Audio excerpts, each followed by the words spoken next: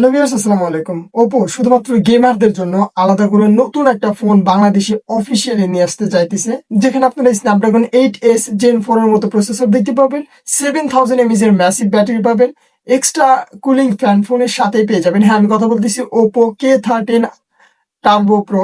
তো দেরি না করে চলুন শুরু করা যাক। প্রথমে আমরা যদি ফোনের লুকস আর ডিজাইনের কথা বলি, এই ফোনটার ওয়েট 208 গ্রাম। যেহেতু বড় লেভেলের ব্যাটারি আছে, মানে 7000 mAh এর ব্যাটারি আছে, সো এটার ওজন হবে, এটাই স্বাভাবিক। তো এই ফোনটার যে ডিজাইনটা গেমারদেরকে অ্যাকচুয়ালি ভালো লাগার মতোই। ফোনটার ডিজাইনটা আসলে দেখতে ভালো।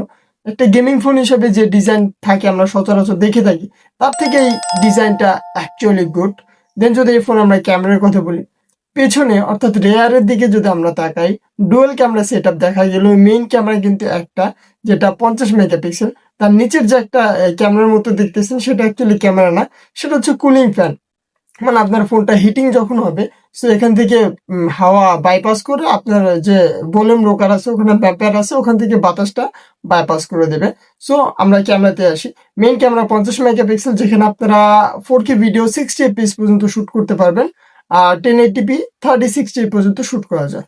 দেন যদি সেলফি ক্যামেরা হিসেবে আমরা দেখি, তো এখানে আপনারা 16 মেগাপিক্সেল সেলফি ক্যামেরা দেখতে পারবেন, যেখানে আপনারা 1080p 30 এফপিএস পর্যন্ত শুট করতে পারবেন। ও একটা কথা বলতে তো ভুলে গেছি, এখানে আপনারা ওএস আর ইআইএস দুটাই সাপোর্ট পেয়ে যাবেন, which is really actually good. Gaming ফোনগুলোতে আসলে কি হয়, ওখানে ক্যামেরাকে বেশি প্রায়োরিটি দেয় না, এখানে হচ্ছে পারফরমেন্সকে বেশি প্রায়োরিটি দেয়। আর দেন যদি আমরা এই ফোনের ডিসপ্লে দিকে তাকাই, 6.8 ইঞ্চির ফুল এইচডি প্লাস রেজুলেশনের অ্যামোলেড ডিসপ্লে ইউজ করা হয়েছে, যেখানে আপনারা 120 হার্টজ পর্যন্ত রিফ্রেশ রেট দেখতে পারবেন, 1600 nit peak brightness, in display fingerprint, আর আপনারা কর্নিং গরিলা গ্লাসের প্রোটেকশন বা যে কোনো চাইনিজ একটা প্রোটেকশন দেওয়া আছে, যেটা আমার অতটুকু এটার বেসিক ধারণা নেই কি প্রোটেকশন ইউজ করা হয়েছে। সো ওভারঅল বলতে গেলে এই ফোনের যে চিন বেজেল একদমই পাতলা। সো এই গেমারদেরকে আই হোপফুলি এই ডিসপ্লেটাও অ্যাকচুয়ালি প্রশংসা করার মতোই, দেখতেও ভালো লাগতেছে।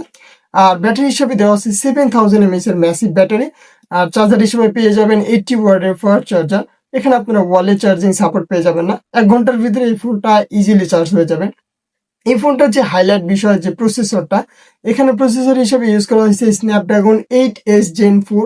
মানে আপনি যে কোনো গেম বলুন ভাই, ইজিলি একদম ধুমিয়ে খেলতে পারবেন। গেমারদেরকে টার্গেট করে এই ফোনের পারফরমেন্স একদম টপ ক্লাস যেন হয়, দ্যাটস ওয়াই এখানে এই প্রসেসরটি ইউজ করছে। তো যারা আপনারা প্রসেসর সম্পর্কে বেসিক ধারণা আছে, তারা এই প্রসেসরের পারফরমেন্স আপনারা সবাই জানেন, অনেক গুড অ্যান্ড কোয়ালিটিফুল পারফরমেন্স পাবেন এখান থেকে।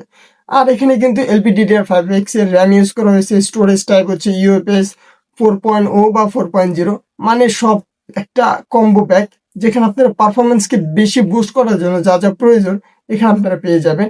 সো LPDDR5X এর র্যাম দেওয়াতে আপনি এখানে পারফরমেন্সটা একদম টপ ক্লাস পাবেন, প্লাস স্টোরেজ টাইপ মানে বুঝতেই পারতেছেন UFS 4.0। সো ওভারঅল এখানে পারফরমেন্স নিয়ে প্যারা নাই। আর এখানে IP68, IP69, IP বাই 3টা রেটিং দেওয়া আছে, মানে এটা ফুললি একটা ওয়াটারপ্রুফ ফোন, বাট এটা ডাস্ট প্রুফ না। এখানে আয়ার ব্লাস্টার পাবেন, NFC সাপোর্ট পাবেন, এক্সট্রা কোনো মেমোরি কার্ড ইউজ করতে পারবেন না, যদিও এটা দেওয়া প্রয়োজন ছিল। পার্সোনালি আমার মনে হয় এই ফোনটাতে মেমোরি কার্ড ইউজ করার প্রয়োজন ছিল, কারণ গেমারদের স্টোরেজ বেশি প্রয়োজন। আর এখানে কিন্তু ভাই আয়ার ব্লাস্টার আছে, which is really really actually good. 3.5 mm Jack পাবেন না,